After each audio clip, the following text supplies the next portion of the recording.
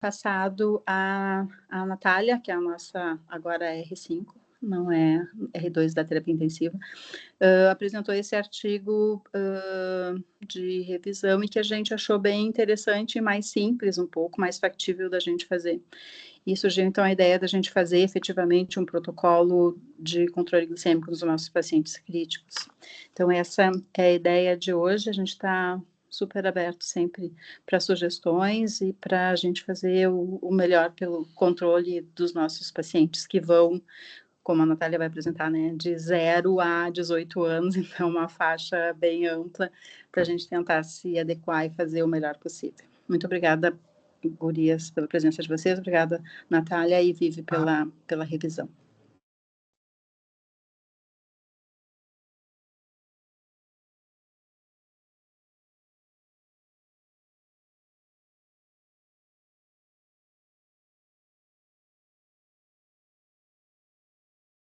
Nath, alguma coisa que a gente possa ajudar?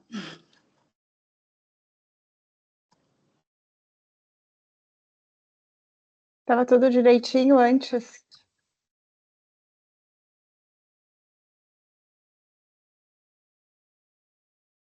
Ela já chamou o especialista de TI ali atrás. Exato, eu ia dizer, ela tem o especialista, então...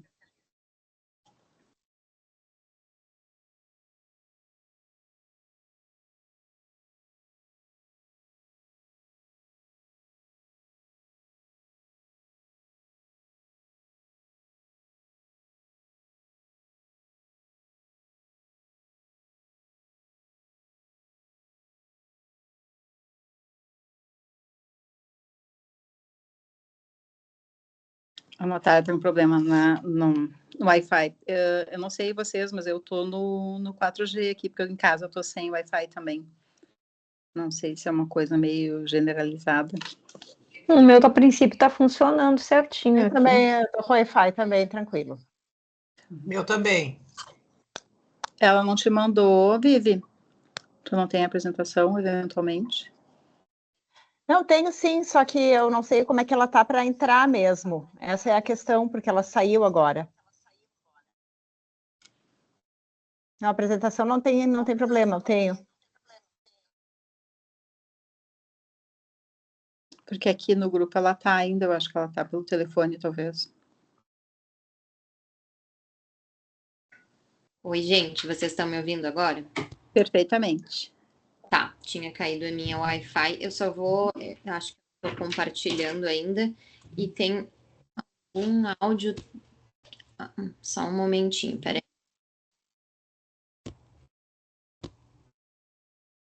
Não identifico do que é esse barulho que tá saindo.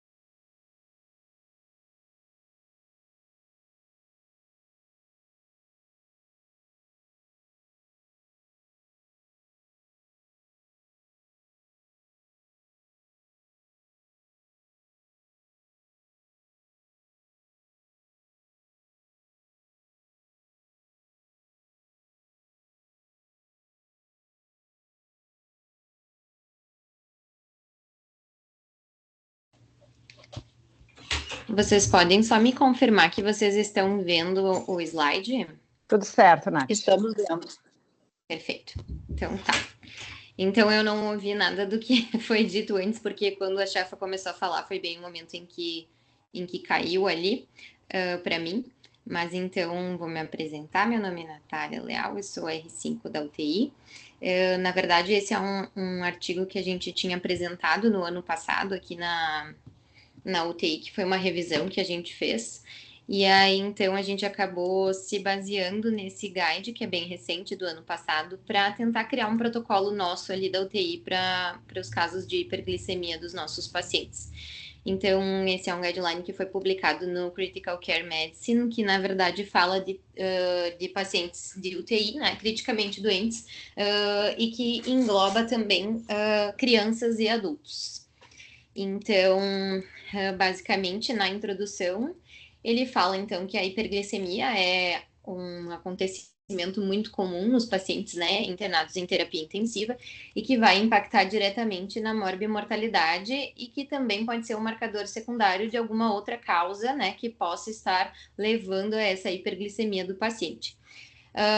Eles falam também a respeito, né, das controvérsias que existem sobre qual é o foco de uma glicemia adequada num doente crítico. Porque sempre existiu essa discussão entre o correto ser um controle glicêmico mais intensivo ou um controle glicêmico convencional, que eles chamam, né, que não é um controle glicêmico tão rígido. E eles também comentam sobre outros fatores que interferem nos controles de glicemia do paciente internado na UTI. Então, a instabilidade do paciente, a nutrição que é utilizada, e também falam que existem outras coisas que vão interferir que não são diretamente no paciente, mas impactam no cuidado. Por exemplo, a carga de trabalho da equipe que vai estar fazendo esse cuidado do paciente, porque se a gente pede um controle de HGT de hora em hora, mas a equipe está sobrecarregada, isso também não vai conseguir ser executado. Então, eles também falam nisso. E falam também no impacto no bem-estar do paciente e no sono do paciente, né? Quanto à questão da gente acordar o paciente para fazer HGT ou acordar o paciente para fazer bolos de insulina, né? Então, eles também levam tudo isso em consideração.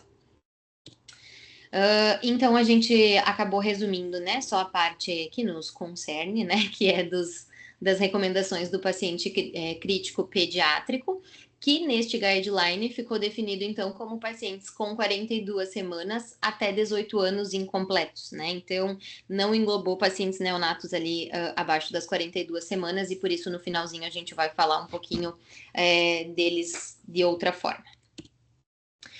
Então, no guideline, eles falam que a indicação de manejo de hiperglicemia persistente é, então, no paciente que tiver uma glicemia persistentemente acima de 180. O que eles falam que a gente deve fazer inicialmente, né? As estratégias iniciais seriam tentar reduzir a taxa de infusão de glicose desse paciente, né? Se possível, se ele está recebendo alguma coisa que tenha soro glicosado, e suspender medicações que influenciem na função das células beta, que depois a gente vai falar um pouquinho a respeito de quais seriam. E aí, então, eles também falam que não chega a ser uma evidência, mas eles consideram como boa prática o início da insulina, caso tu tente essas estratégias iniciais e elas não deem resultado e o paciente siga com suas glicemias acima de 180. O que eles falam de níveis almejados de glicemia quando a criança é criticamente doente? Então, no artigo, eles almejam um controle entre 140 a 200 miligramas por decilitro na glicemia do paciente. Eles desaconselham, e para isso eles têm uma evidência moderada, o controle glicêmico intenso. O que seria, então, esse controle glicêmico intenso? Os HGTs estando entre 80 e 139. Porque o que eles viram é que o risco de hipoglicemia é muito alto quando a gente almeja esses níveis de glicemia, e eles demonstraram, então, falaram sobre 5 ensaios clínicos randomizados que não viram nenhum efeito benéfico no controle glicêmico mais intenso nos pacientes nos desfechos de mortalidade, infecções e desfechos cognitivos. Mas, em todos esses estudos, foi encontrado um risco aumentado de hipoglicemia grave, que aí, então, teria, sim, um potencial malefício ao paciente, né? Principalmente se a gente demora para identificar. A forma preferencial de administração da insulina, então, segundo esse artigo, somente em infusão contínua, mas isso, então, não é um nível de evidência, é baseado somente em opinião de especialistas, porque faltam estudos na área, né? Algo que a gente está bem acostumado a ouvir quando a gente fala de pediatria em qualquer setor. Por que eles julgam ser melhor a infusão contínua? Porque a gente tem a capacidade de titular melhor a dose que está dando e os efeitos são menos prolongados. Mas eles ponderam, né, que para a gente fazer o uso de infusão contínua, então, é necessário ter uma fonte calórica e ter um acesso venoso, e eles também ponderam no estudo o incômodo dos familiares por ter que fazer múltiplas injeções e por atrapalhar o sono do paciente, que foi algo que eu achei bem interessante, na verdade, quando li o guideline. Então, seria menos intervenções para um paciente que já está ali sendo manipulado, né, com muita frequência. Sobre o monitoramento dos níveis de glicemia durante o período de maior instabilidade do paciente, eles então sugerem, baseado na prática de especialistas, né, sem ter nada de estudos comparativos, que seja feito a cada hora ou contínuo, que não é uma realidade nossa, né? Então, a justificativa deles para essa sugestão é justamente tu detectar precocemente, né, a hipoglicemia e para que tu tenha uma menor variabilidade glicêmica nesse paciente. E aí, então, o que eles considerariam como uma condição adequada para tu conseguir aumentar esse intervalo entre os controles de HGT? Se o paciente tiver 4 glicemias no alvo, com uma estabilidade clínica maior, sem que tu tenha precisado mudar as medicações que ele está recebendo, a dieta que ele está recebendo e a infusão de insulina. Então, se tudo isso acontecer, a gente poderia ponderar o aumento do intervalo entre os HGTs que o paciente recebe. E, por fim, quando eles falam sobre a comparação entre o uso do hemoglicoteste versus a glicemia laboratorial versus a glicose da gasometria, o guideline não é capaz de sugerir nenhuma forma como sendo preferencial. Ponderam que o HGT vai depender do operador, que a coleta tenha sido feita de forma adequada, que o equipamento esteja calibrado, que vai depender da hipotensão, da hipotermia do paciente, que também vai acabar interferindo, né, na coleta e nos resultados, entre outros. E aí falam sobre o monitoramento contínuo de glicose na UTI, que é algo feito off-label e que também não é uma realidade aqui. Então, sobre esse assunto, né, são necessárias mais pesquisas sobre equipamentos de monitoramento de glicose. Então, na nossa realidade, acaba sendo geralmente o HGT, que acaba ficando mais disponível, por mais que a gente tenha gasometria, né, na UTI com facilidade, a gente não costuma coletar uma gasometria só para ver a glicose, só se a gente tem algum HGT que é muito diferente do que a gente vinha vendo no paciente, daí a gente acaba coletando para confirmar, porque é mais rápido, né? E aí eu trouxe só esse resuminho, Desculpa, alguém gostaria Nath, desculpa te interromper, é só para mim que está parecendo distorcido a projeção, a tela? Para mim também. Para mim Pra mim também, também. Cláudia. É. Estranho. Eu acho que é a conexão. Eu acho que é a conexão, gente. A minha? Tu acha? Acho que sim, Nath. Tá Acho tudo que sim. borradinho.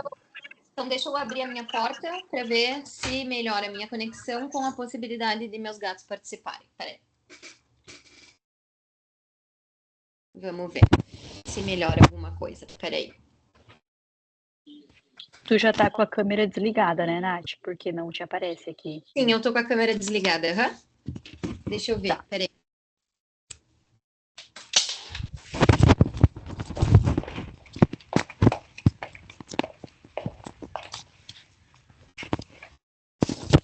Melhorou alguma coisa para vocês?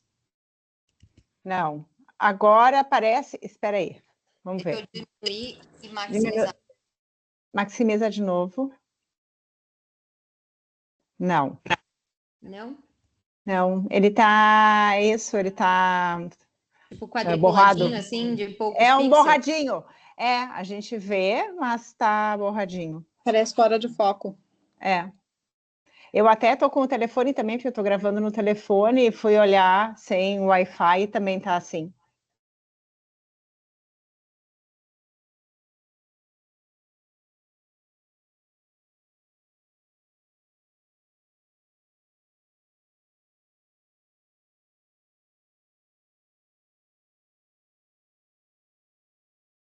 Quantos slides mais ou menos tem, Nath? Então, 13, 14. Não, eu não tô. Nada a ver. Então vamos fazer o seguinte.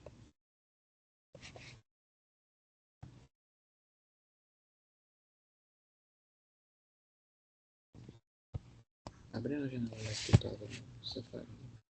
Mas essa aí? Aqui, eu acho. Tá? Eu nem sei. Aqui, ó. É aqui? Agora tu vai fazer o seguinte. Sai e entra de novo. Dá um refresh.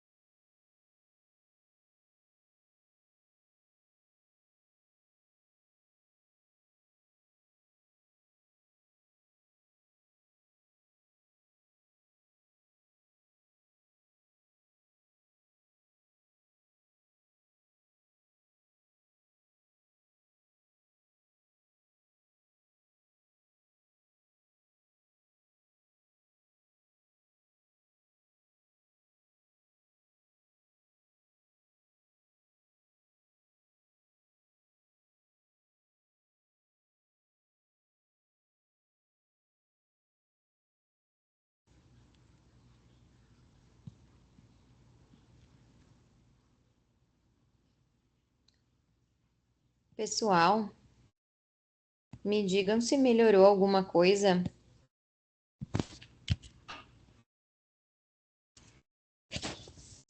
Vocês estão me ouvindo? Sim, estou esperando só aparecer a apresentação. A projeção. Aqui tá bem, esse aí tá bem.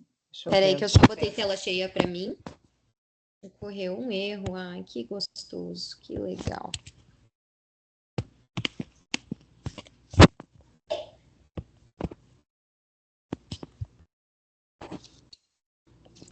Detalhe que eu ontem, às 11 da noite, abri esse grupo sozinha para fazer esse teste, justamente para não ter problemas de TI, porque eu sou a moça do TI.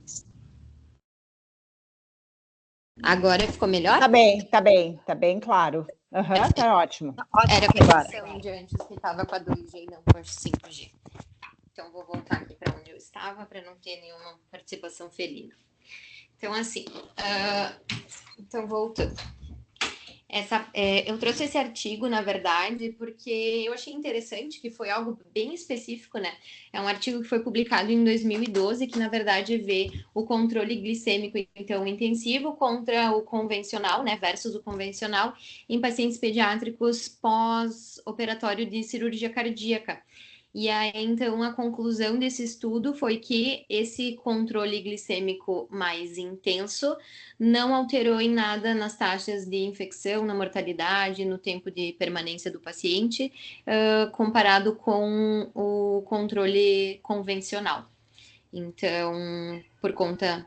era um dos artigos que o guideline mostrava, mas achei legal de trazer por ser, né, algo bem específico que a gente tem sempre.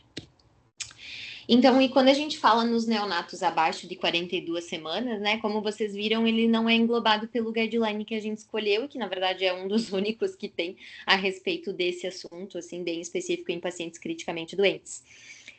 E que são, eu diria que muitos dos nossos pacientes, né? Então, a gente acabou revisando o que fala de hiperglicemia neonatal, né, como um todo. E aí, a gente, para isso, utilizou, então, o UpToDate, tá? Então, no UpToDate, eles falam a respeito, então, da patogênese, né, que pode ser interferida nos neonatos por algumas coisas em específico, né, como a resposta prejudicada à insulina nos pacientes mais prematuros, há uma supressão incompleta à produção hepática de glicose, que também existe, né, nos neonatos, e pela secreção aumentada de hormônios contrarreguladores em momentos de estresse fisiológico maior, que também é o caso de basicamente todos os nossos pacientes, né? O que eles falam a respeito do monitoramento, então, de glicemias em pacientes neonatos? Sugerem que esse monitoramento seja feito pelo menos uma vez ao dia em todos os pacientes que recebam soro glicosado endovenoso, tá?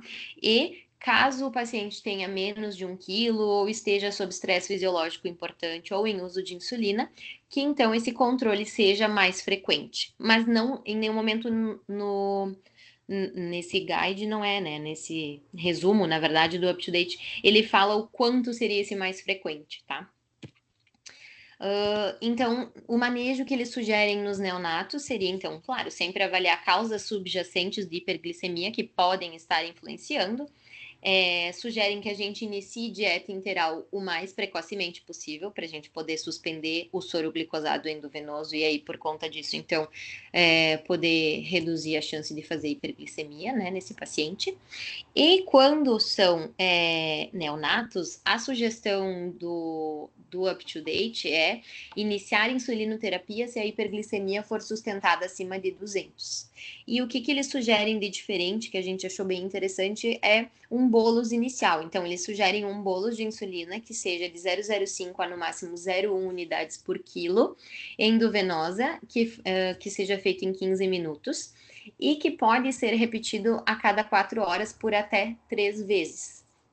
E aí, então, eles ponderam que se depois de tu repetir por 3 vezes, então, nesse intervalo de 12 horas, o paciente, caso ele permaneça com HGTs acima de 200, aí, então, eles sugerem iniciar a insulina de infusão contínua. E nestes pacientes, então, que são neonatos, eles vão sugerir um alvo de HGT que fique entre 150 e 200 miligramas por decilitro. A gente vai falar a respeito disso de forma mais detalhada no protocolo que a gente acabou fazendo, então, para tentar organizar isso tudo na nossa cabeça de forma mais objetiva quando a gente está ali de frente para o paciente e que isso aconteça. Então, a parte da revisãozinha era mais ou menos isso. Eu não sei se alguém tem alguma contribuição que gostaria de fazer.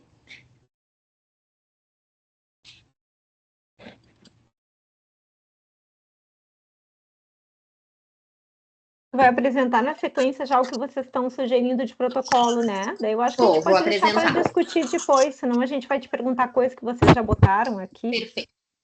Então tá. Então, assim, inicialmente, né, a gente fez um protocolo e aí depois a gente foi vendo que seria importante talvez dividir a parte dos neonatos, então a gente fez uma coisa mais separadinha. Eu tô dando um zoomzinho no protocolo e daí vocês me dizem se tá fácil de vocês observarem. Tá bem para mim aqui. Tá bem. Tá bem. Então, a gente pensou da seguinte forma. Então, glicemia acima de 180 em 2 exames consecutivos. Então, se não, a gente vai observar e vai seguir os controles de HGT, né? Conforme estabelecido de acordo com a patologia do paciente e com o grau de estresse fisiológico, né, que também foi algo que eles pediram para a gente levar em consideração. E, em caso de sim, né, 2 HGTs acima de 180 em exames consecutivos, a gente vai se perguntar: eu tenho como reduzir a TIG do meu paciente, ou eu tenho como retirar alguma medicação que influencia as células beta que pode estar causando essa hiperglicemia? E aí, então, quando a gente fala disso, o que seriam essas medicações? Algumas medicações que influenciam em células beta, nas células beta pancreáticas, então. Inibidores seletivos da recaptação de serotonina, então fala da paroxetina, da sertralina, da fluoxetina, que não é algo assim que tão comumente a gente usa em pacientes criticamente doentes, né? Até porque geralmente muitos deles nem via oral tem, mas a gente muitas vezes acaba usando antipsicóticos, né? Então, assim, o Aldol também tem influência, a clozapina, a clorpromazina, e fala também no octreotide. Então, se a resposta for sim para alguma dessas, né? Então, se a gente pode reduzir a TIG ou se a gente pode retirar alguma medicação, a gente vai tentar fazer isso. E aí, se mesmo depois dessa nossa conduta, as nossas glicemias forem acima de 180, ou se eu não tiver nada disso para fazer, então, é um paciente que já não está recebendo nada em soro glico, né? E eu não tenho nenhuma medicação que esteja influenciando diretamente nisso. Bom, então, nesse paciente, pelo guideline, a gente tem critério para iniciar a infusão contínua de insulina. Então, a gente vai iniciar essa infusão de insulina contínua na dose de 0,01 a 0,05 unidades por quilo por hora, almejando, então, um alvo entre 140 a 200 miligramas por decilitro, que é o que o guideline falava para pacientes entre 42 semanas a 18 anos, né, incompletos. E aí, depois a gente vai se basear pelo HGT do paciente. Então, essa parte a gente se baseou em diversas coisas, inclusive em vários nadas, que é esse aqui, né? Que fomos a nível de evidência NAT e VIVE. Então, se eu tenho um HGT acima de 200, depois de eu já ter iniciado essa infusão, que a gente normalmente começa no mínimo possível, né?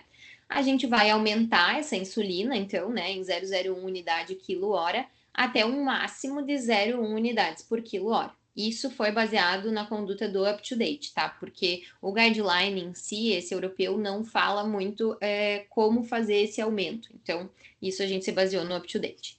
Se o HGT está menor que 150, a nossa sugestão, baseada também no UpToDate, seria reduzir a infusão de insulina de 0,01 a 0,05 unidades por quilo por hora. E aí, caso duas medidas consecutivas com HGTs abaixo de 150, com a menor taxa de infusão possível, que seria então 0,01, né, unidades quilo-hora, então, cogitar suspender a infusão contínua de insulina. Essa é uma parte que ficou bem difícil da gente definir algo para ser feito, porque a gente não encontrou em nenhum lugar uma referência e uma evidência, tá? Então, assim, é meio clássico que abaixo de 70, todos falam sobre isso, né? A gente faça um bolos de soroglicosado a 10%, 2 ml por quilo, fala no guideline também, mas fica um espaço meio nebuloso ali entre os 100, 150, o que a gente poderia fazer. Então, a gente ficou na dúvida e eu interroguei aqui esse número junto com a Vivi, porque a gente não sabia muito bem o que delimitar ou se delimitar algo aqui, ou se deveria ser somente no 150 e aí se abaixo de 150 a gente já retirasse. Mas a gente pensou em abaixo de 120, talvez então suspender imediatamente essa infusão de insulina contínua e repetir o HGT com um intervalo inferior a 1 hora. Isso a gente até achou evidência que falava sobre, tá? Que o HGT fosse repetido com um intervalo mais frequente, mas em nenhum momento dizia quanto. Então, assim, se precisamos fazer o HGT em 15 minutos, ou se pode ser feito o HGT de 30 em 30. Então, essa parte ficou um pouco nebulosa por falta de evidência mesmo pra gente, tá? E aí, então, aqui a gente fez uma sugestão de protocolo de intervalo de HGTs e algumas coisas da NEL. Então, o que a gente pensou aqui? Pensamos que, caso o paciente esteja em uso de insulina contínua por mais de 48 horas, com uma dose que é maior do que 1 unidade por hora, ou se o paciente suspendeu a insulina contínua por um HGT baixo e depois disso ele acaba reiniciando com hiperglicemias acima de 180, que talvez seja o momento, então, da gente solicitar a avaliação do especialista para nos ajudar a definir o que a gente precisa fazer com essa insulina. E aí, então, sobre os neonatos, né, a sugestão é um pouquinho diferente. Então, nos neonatos, a ideia seria, ao invés de iniciar quando a gente tem um HGT acima de 180, iniciar somente se tivéssemos HGTs maiores que 200, né? Que é essa diferença que é feita entre o guideline da AHA e o artigo ali do UpToDate, né?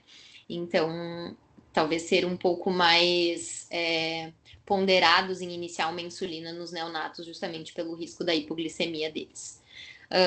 E aí, outra coisa, então, que a gente também ponderou começar a fazer, né, que a gente não tem muito costume, é tentar fazer esse bolos de insulina e acompanhar com HGTs a cada 30 minutos e ver se a gente precisa ou não iniciar a insulina contínua, que seria aquela ideia, então, de poder repetir esse bolos por até 3 vezes dentro de um intervalo de 12 horas, né, a cada 4 horas, para daí depois, sim, optar por iniciar uma insulina em bomba, né? Isso, então, tudo foi baseado... Vivi, posso falar? Oi, Vivi. Pode. Tá me ouvindo? Sim. Oi, Cláudia. Eu tô olhando aqui o protocolo e quando a gente fez trabalhou também de manejo doente crítico no adulto, a gente tentou.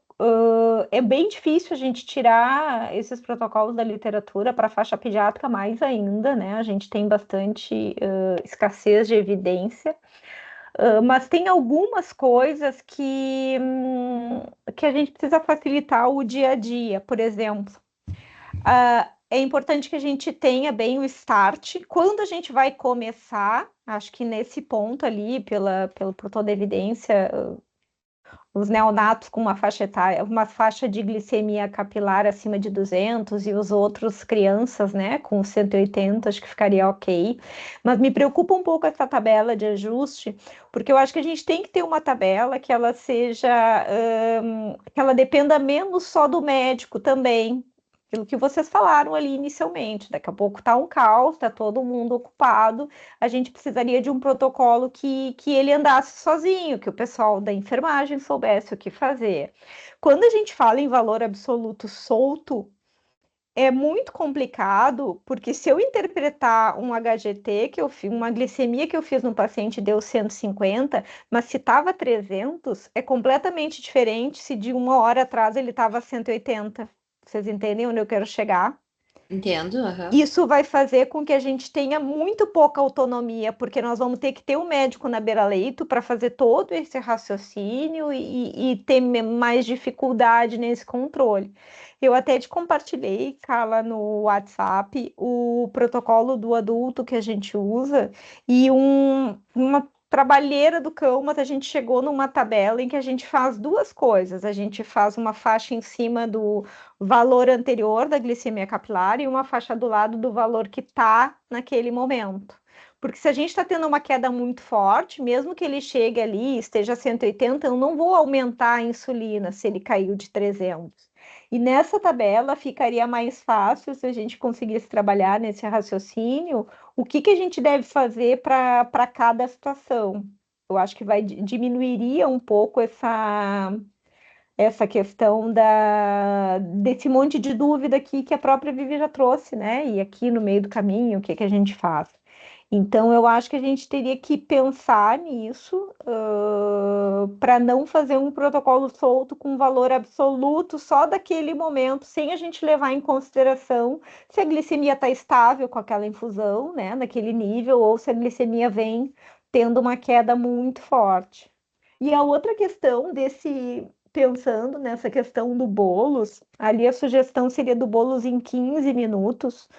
Quando a gente começa na infusão, a gente propõe aquela dose para 1 hora, né? Então, ali a gente faria e replicaria o bolos. Nos adultos, a gente tem alguns estudos mostrando que não é tão seguro usar o bolos de insulina, que seria preferível a gente fazer direto a insulina contínua e trabalhar, né, para uma maior estabilidade. Eu não sei de literatura, porque eu não li específico pediátrico, né? Não, Carol, isso era uma coisa que eu ia te perguntar, na verdade. Eu estava esperando a Nath terminar de apresentar tudo, porque eu fiquei com algumas dúvidas também para questionar, mas isso era uma das coisas que eu ia perguntar, se o risco maior do que eu li, assim, é de que o risco era maior fazendo em bolos do que em infusão contínua. O risco é maior de edema cerebral e outras complicações. Eu acho mais temeroso ainda a gente pegar justamente o neonato, que é onde a gente não tem evidência, e a gente perpetuar o bolos tão rapidinho assim, né? Porque, na verdade, tu vai dar a dose inicial só que em 15 minutos, não em 1 hora. Não sei, tô pensando aqui, não ficaria muito confortável. Não sei, a Júlia tá ouvindo aí também. Mas, então... Essa coisa de bolos traz uma tranquilidade, parece que a gente resolveu, mas assim, a gente não tira de volta, né? O outro a gente acelera ou diminui, né? A gente trouxe, na realidade, porque é algo que realmente nunca tinha lido a respeito, não é? E é o que está de recomendação em recém-nascido no UpToDate, não é? Então, é justamente isso. A gente trouxe para compartilhar e ver o que vocês achavam em relação a isso. Eu até posso dar uma olhada aqui que eles botaram de referência para esse aí, né? Porque às vezes a gente vai no fundo, e a referência não tem, né? Assim. É isso, exato. Eu acho que a gente tem Mel, inclusive aqui no grupo, acho que a Ana Beia estava aí, né? Eu imagino que o receio seja maior, né, Ana? Oi, chefa. Estão me ouvindo? Sim. Aham, estamos ouvindo. Sim, Ana. Sim. Tá. Eu confesso que, na minha experiência, eu acho que eu vi fazer 1 ou 2 vezes aí na Anel da Santa Casa o bolos, tá? Que foi onde eu realmente descobri que poderia ser feito. E eu não lembro de ter tido intercorrências, assim, né? Hipoglicemia ou alguma coisa após, mas realmente foi uma coisa bem pontual, assim, do que eu vi. E de estudo prévio, também tinha a impressão de que o bolos era mais prejudicial, digamos assim, né, no sentido de controle. Mas eu já vi fazer na ANEL, então, e não tive nenhum parefeito, digamos. Porque o que a gente observa na prática, que realmente a faixa etária dos lactentes ali, dos neonatais, é a mais sensível também, não é? Mesmo com a dose que a gente começa. E até aqui o que eu acho muito interessante é de começar com doses mais baixas, não é? Para manter mais constante o valor da glicemia. Porque a gente tinha sempre o hábito de começar, muitas vezes, com 0,1, não é? Assim como faz na cetoacidose, ou 0,05, e aqui eles começam com valores mais baixos. Então, tem esse outro porém também, né? De daqui a pouco a gente optar por doses menores para começar. Mas realmente foi o que a gente encontrou de diferente, foi essa ideia do bolos.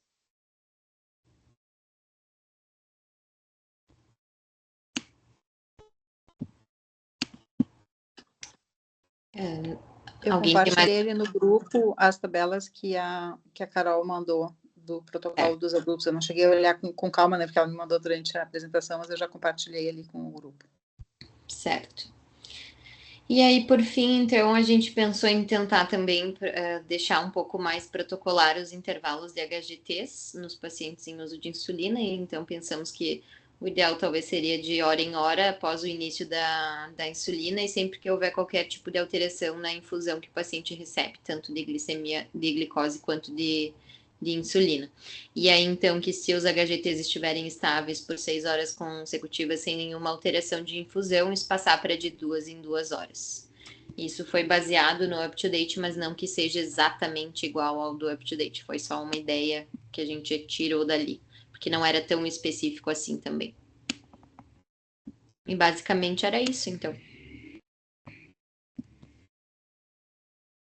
Eu fiquei com uma dúvida inicial, que é bem em cima do Aqui no início? fluxograma. Desse fluxograma, ali só que diz 2 HGTs. Ficou pequenininho agora. Aqui, chefa? Isto, 2 Pra mim HGTs tá borrado. 80. Com que Tá borrado, intervalo? Opa.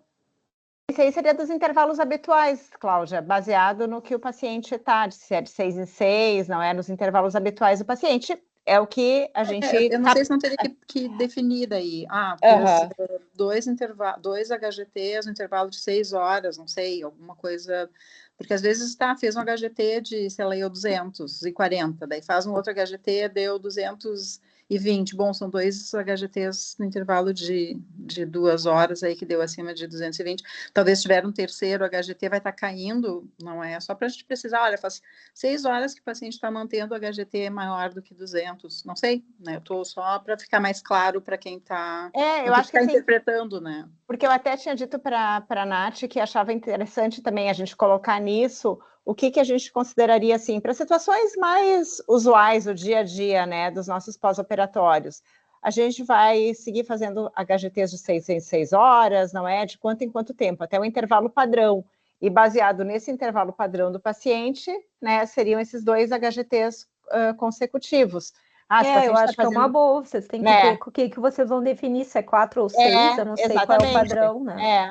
A maioria das vezes é de 6 em 6 horas, não é? Mas é claro que daqui a pouco, se é um paciente muito mais criticamente doente, né? Se não caberia deixar esse paciente de 4 em 4. E algumas outras situações de pós-operatórios mais simples e de pacientes maiores também não tem essa necessidade de deixar tão frequente. Então, isso é uma coisa que eu tinha pensado em também tentar estabelecer. Eu acho que mesmo de 6 em 6, né, Vivi, nem todos os pacientes ficam, a maioria nem fica com um HGT de 6 em 6 horas, não é, nos pós-operatórios. Mesmo da cardio, esses dias a gente pegou um pequenininho que não estava fazendo, né, de 6 em 6 horas. Então, eu acho que que teria que combinar quais os pacientes Isso, que a gente deixaria com esse exato. intervalo, né?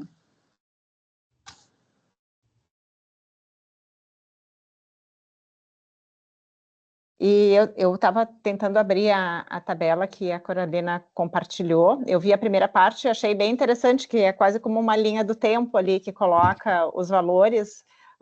E eu acho que isso, sim, certamente facilita, né? A gente aqui colocou uma ideia, mas tem que ter algo prático e que seja viável. Não é? Porque senão não tem como, né? Nem o médico consegue dar conta e nem o técnico que vai estar ali na beira-leito vai conseguir dar conta de fazer esse raciocínio todo.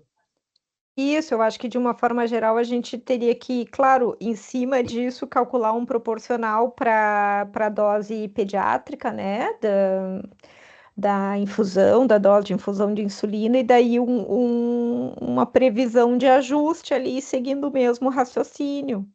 Nesse aqui, a gente acabou mantendo de 100 a 180 como meta, né? Que aí tem a parte dos adultos, a gente acaba mantendo de 100 a 180.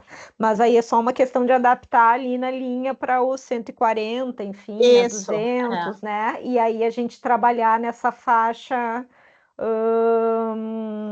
Mas é importante essa ideia. Isso eu acho que a gente dá mais trabalho, a gente levou um tempão para conseguir chegar numa tabela assim, e conversando e com o pessoal e tal.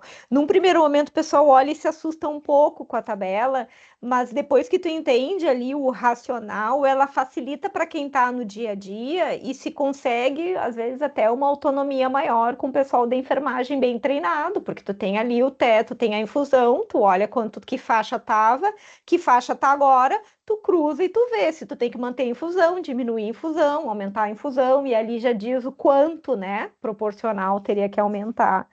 Então, eu acho que tá, é maravilhoso que a gente tenha esse protocolo, porque às vezes a gente tem uma dificuldade, é bem isso, a gente vem ou começa errando na mão, porque já vai para uma cetoacidose, para um paciente que tem uma necessidade muitas vezes maior, quando na verdade esses pacientes às vezes são mais sensíveis também, nem sempre a gente chega naquelas doses, e nem sempre a gente trabalha com aquela função das duas bolsas também, porque a gente não tem aquela, já tem muitas vezes outras questões, ou não teria aquela carga de hidratação especificamente disso.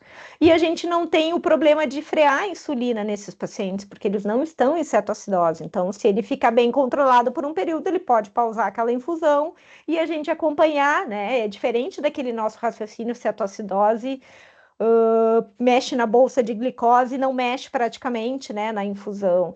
Então, eu acho que talvez a gente tivesse que conseguir trabalhar para chegar em algo proporcional, mas que desse um pouquinho mais de norte para os ajustes. Eu vou ter que ler, sinceramente, essa coisa do bolos, tá? Talvez já tenha saído alguma questão, né, da segurança, usar um bolos com dose pequena, enfim, né, em 15 minutos.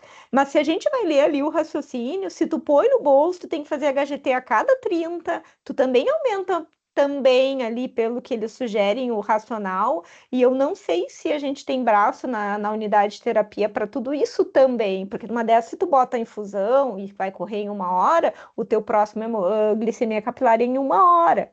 E aí tu pode ajustar. Então, eu acho que a gente tem que pensar, talvez, eu não sei também como é que eles sugerem para montar, ou se o pessoal acha que possa ter desperdício na diluição da insulina, da neonatal, porque eventualmente o volume que vai é menor, depois de tanto tempo tem que desprezar. Então, todos esses ajustes que eu acho que a gente teria que fazer um racional importante, e talvez por isso eles tenham pensado mais no bolos, eu estou tentando raciocinar aqui, mais nesse contexto, de repente, para minimizar o desperdício de insulina que tu acaba tendo que botar fora depois de um tempo, né, que está aberto, mas talvez por isso. Mas não sei se ficaria prático para vocês fazer Não, é isso. hemoglico a cada E se a 30 gente... minutos, né? A gente levantou essa questão porque justamente nesse guide ele não contempla as crianças, né, os menores de 42 semanas. Então, assim, o que eles têm de característica diferente, o que a gente vai ter que fazer com eles? Ou se a gente vai realmente englobar todos os pacientes, não é? E uniformizar, né? A gente vai ter o alvo que é 140, 150, 200 em todos e usando doses contínuas mais baixas. Quem sabe seja uma possibilidade. Porque efetivamente, assim, prematuro extremo a gente não tem, né? Não é o nosso perfil, não é? A gente tem recém-nascidos, eventualmente tem alguns prematuros, mas não extremos, né? Assim, abaixo de 2 quilos é bem mais raro a gente ter. E o que às vezes a gente vê, Carol, nesses pacientes pequenos, né? Que a gente começa, às vezes, tá muito acima de 200, enfim, a gente acaba começando uma insulina. A gente já tem começado uma dose menor, não 0,01, né, gurias? Eu acho que É isso. 0,025, a gente começa 0,02, não é? Talvez a gente tenha que realmente começar 0,01, seja porque a gente prudente, vê que em porque o que pouco tempo a gente era suspende, isso que eu né, ia dizer, Cláudia? a gente suspende e daí, às vezes, 2 horas, 3 horas, 4 horas depois o paciente segue fazendo hipoglicemia. E por isso que eu fiquei pensando, no bolos, talvez a gente tenha até, acaba tendo um controle menor ainda, não é? Mas eu teria que talvez ver qual é essa referência que eles usaram para justificar isso, né? Para a gente ver melhor. E de repente trabalhar com essa dose inicial baixinha mesmo, né, nesse contexto, porque assim, tudo bem, em 1 hora, se não, tu aumenta, mas depois que tu der, daí às vezes a gente fica, né, tendo esse efeito também. Eu fiquei pensando assim, eu só não achei que ele tá prático para a pessoa pegar, já sei o que fazer, né, não importa ali a situação, porque a gente está sem essa correlação dessa mudança, né? Está só com um valor absoluto, que isso serve às vezes mais para a fase inicial, mas depois para o acompanhamento se teria que ajustar. Porque é muito diferente tu avaliar um paciente com 150 se ele estava em 400 do que um paciente com 150 se ele estava em 200, né? Porque a velocidade que ele caiu em 1 hora também foi muito diferente.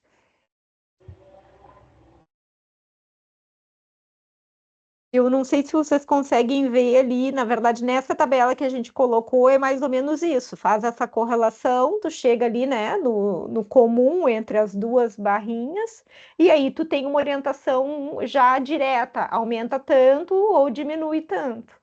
O proporcional para essa dose pediátrica que a gente teria que definir a dose inicial.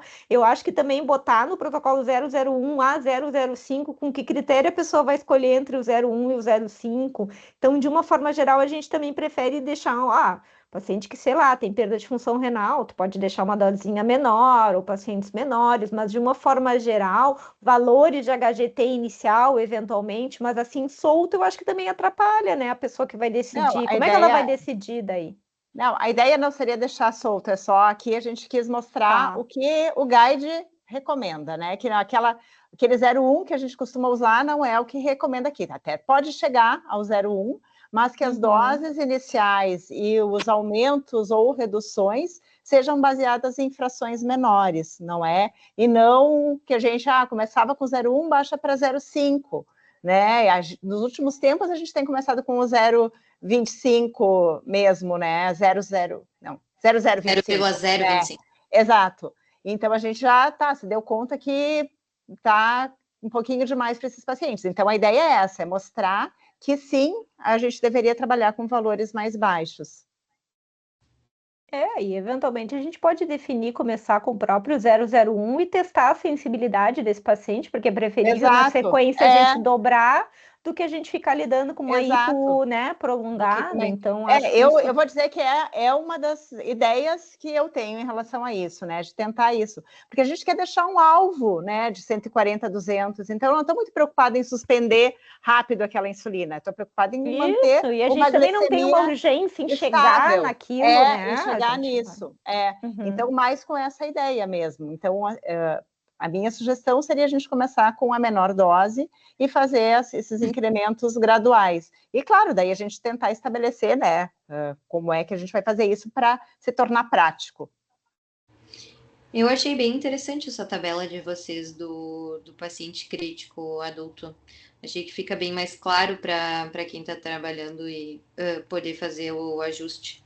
Acho que dá para a gente trabalhar em cima disso e tentar trazer para a gente, né, para faixa pediátrica. Até dá para procurar alguma coisa assim, algum hospital pediátrico já tem um próprio guideline para isso, né? Porque quando tu vai ler a respeito desse assunto, eles falam muito em ver o que o hospital que você trabalha utiliza como referência e como controle. Então, como a gente não tem, mas eu achei que fica bem interessante tentar criar a partir desse. Eu acho que fica bem mais claro depois que tu entende a tabelinha, assim. Eu acho até que tem, Nath, me lembro já de ter lido como é que eles sugerem, principalmente quando faz aquele controle mais estrito, né, de como é chato, né, e aí tem a sugestão não tem modelo como eles usam, né, em anexo. Me lembro de já ter lido esse artigo. Eu acho que a gente pode tentar fazer uma adaptação da tabela que já existe, né, na Santa Casa, e seria uma tabela que a gente pode botar beira-leito, né, tipo como a gente faz na tabelinha dos pacientes em certa acidose mesmo, né, só que é o controle da bolsa, daí a gente Tem faria na o mesma controle coisa, dá mais só autonomia, a né? gente limitaria em 140, né, que ali vai até 100, não é? A gente faria uma adaptação para o 140. Isso, daí para os isso. alvos, né? E Aham. para as doses proporcionais, a Claro, gente e tem as que doses. trabalhar com isso daí, né? Uhum. Sim, trabalharia com esse aumento provavelmente de 001 a 001, né? E acho que a gente pode também colocar, bom, o paciente tem um HGT, digamos, né, ele vai estar com HGT de 6 em 6 horas, e a gente colocou, ele teve um HGT acima de 200, mesmo se ele tivesse de 6 em 6, bom, se o HGT foi acima de 200, eu imagino que ele tem que repetir em 1 hora, não é, esse HGT, e aí talvez a gente possa colocar isso, em 4 horas, ou em 6 horas, não sei, a gente pode definir agora isso. Ele segue acima de 200, para daí a gente começar uma insulina, né, para também não ter só dois HGTs isolados, eventualmente. Fez um que era Só para deixar mais claro isso. Isso, acho que a ideia é ter 2 HGTs com intervalo da unidade, no caso, né? Se é de 4 em 4 é no segundo, se está de 6 em 6 é no segundo. Isso. Eu acho que sim. Eu acho que sim, só a gente teria que vocês são melhores nessa parte da proporcionalidade por quilo, porque ali a gente acabou simplificando até botando unidade hora para facilitar, né? Aqui, como a gente também tem uma gama muito grande de peso corporal e tudo, óbvio que a gente tem que trabalhar nessas medidas, né, mas eu acho que a gente teria que tentar simplificar de alguma forma, assim, para facilitar para quem estiver na linha de frente mesmo, para não ter que raciocinar com tanta coisa, quando, na verdade, isso aqui é só um suporte, né? Tem todo outro racional que o paciente vai estar demandando de vocês também em relação ao próprio manejo da doença de base que botou ele ali, né? Então, a ideia é não complicar com uma coisa que não vai ser o foco, digamos, principal do manejo, né? Então, tentar chegar nessa tabela que a própria, aquilo que eu disse, a própria enfermagem consegue olhar a tabela e ajustar, né? Se a equipe tiver atrapalhada.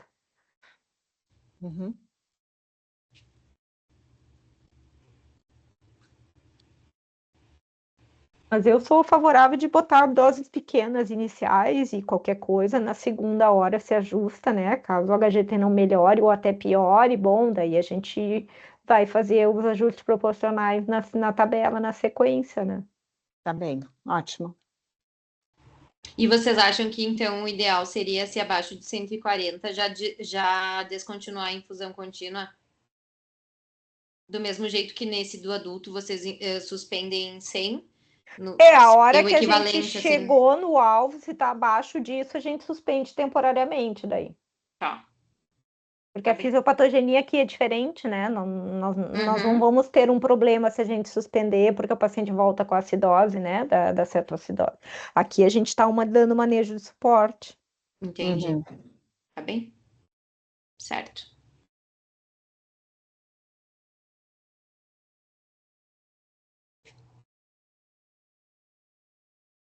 Mais alguma sugestão, pessoal?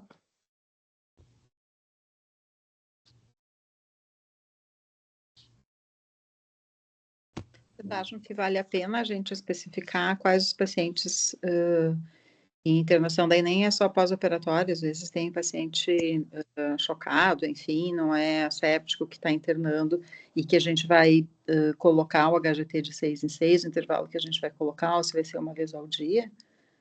Ou eu acho que a gente talvez poderia pensar nisso do estresse fisiológico, para não ter que englobar todas, assim, item por item, pensar os de maior estresse fisiológico, os de droga vasoativa, que talvez sejam os que mereçam, né, esse controle talvez um pouco mais estrito, tipo sepse, tipo pós-operatório da cardio, né, uso de droga vasoativa alta, né, droga vasoativa como por si só, eu acho que já caracterizam um estresse fisiológico importante, você está precisando receber, e aí talvez nesses Mas casos.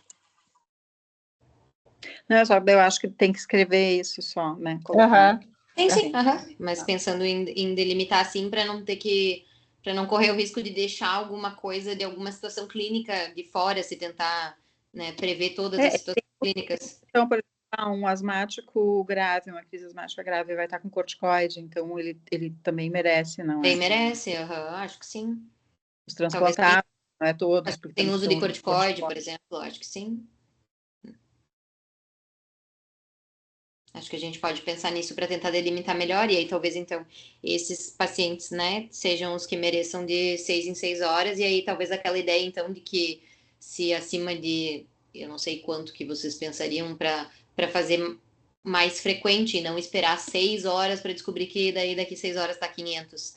Tipo, se deu, sei lá, 250 o HGT que tu fez, repetir em 1 ou 2 horas ao invés de 6. Mas eu acho que a ideia ficou de repetir com o intervalo que é daquele paciente, Nath. Eu entendi assim, pelo menos.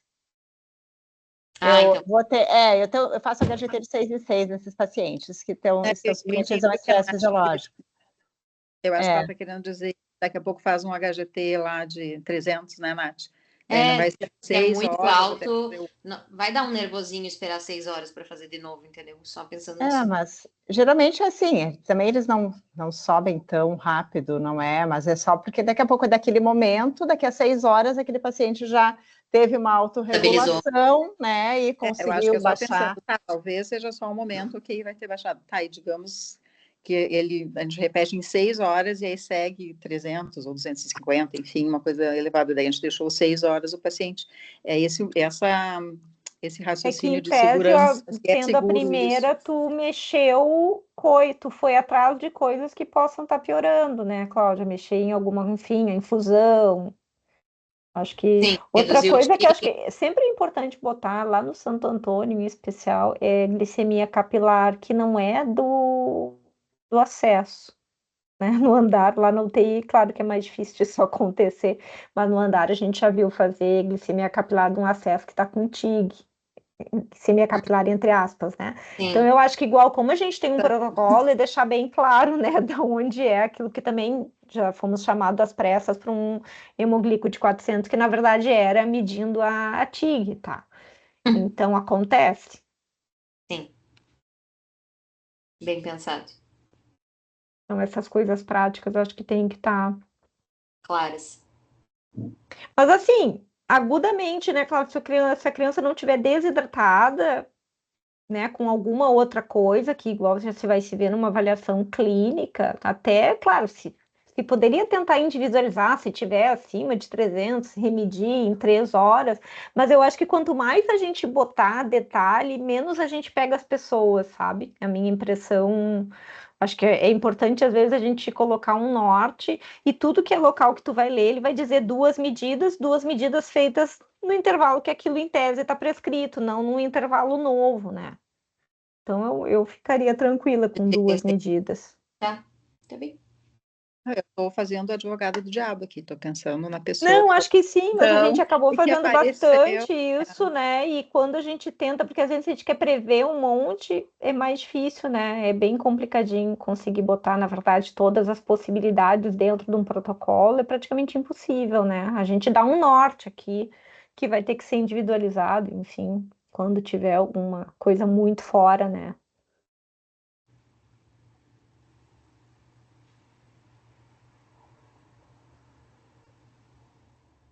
Depois, se puder me mandar qual é a referência que fala do up-to-date, da onde eles tiraram a referência do Boulos, eu queria ler a tal da referência do Boulos. A referência do up-to-date é só pesquisar ali hiperglicemia neonatal, o artigo que tem. Eu pus aqui aquela... Mas eu estava dando uma olhada mais específica ali, depois eu olho melhor, assim, os artigos que ele cita. Vou ter que abrir, assim, de título, tu não vê, né, rapidamente qual é o fala Não, eu tentei olhar rapidamente ali e não achei o número direto. Então eu vou ter que abrir os artigos, para ver qual fala do Boulos.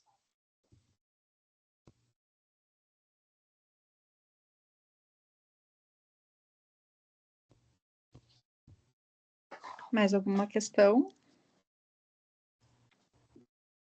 Acho A que gente era vai tentar isso. construir uma tabelinha baseada mais ou menos nessa dos adultos, e fazendo a conversão ali e trocando os limites, os extremos. Uhum. A gente pode depois revisar isso. E assim, a gente vai revisar sobre bolos, possivelmente, né, a gente opte por não fazer, então a gente pode uniformizar os valores das faixas etárias para facilitar? Vocês acham que é viável? Acho que sim, eu voto por sim. Também. Sim, aham. E daí deixar então todos. Todas deixar, o mesmo, E deixar para iniciar a insulina, vocês acham que a gente deixa o mesmo limite também? Não só do alvo, né? O da glicemia para iniciar. Isso é uma dúvida que a gente tem, porque já que neonato seria 200 e os outros seria 180, vocês acham que para facilitar seria esse melhor deixar 200 para todo mundo? Acho que não faz tanta diferença, não é, a gente colocar.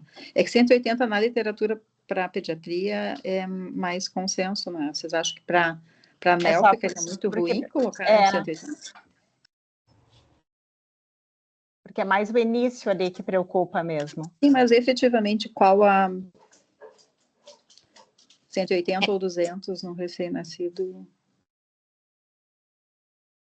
Se a gente vai Se fazer tem um que HGT escolher em uma um, a hora gente depois, escolheria não é? 180, né? Que pega a maior faixa, mas eu acho que também não é um problema a gente individualizar especificamente, se a gente quiser deixar pro neonato a faixa do 200 para Tá. início. Acho que Para início? Tá bem. Então tá, a gente tenta fazer esse modelo baseado nesse daqui, e depois a gente volta a conversar, envia para vocês darem sugestões. Não sei o que vocês acham, Vivi e chefe. acho que sim. Pode ser, né? Uhum. Daí a gente pode ir construindo junto. Maravilha, Guriz, eu vou ter que sair aqui. Obrigada pelo convite. Obrigada pela E obrigada Obrigada. pelas contribuições. Obrigada, Carol. Beijo. Obrigada, Tchau. Obrigada. Tchau. Parabéns, Obrigada, Nath. Vivi. Tchau. Nancy. Tchau, pessoal. Obrigada, gente. Tchau. Obrigada, até. Tchau, tchau.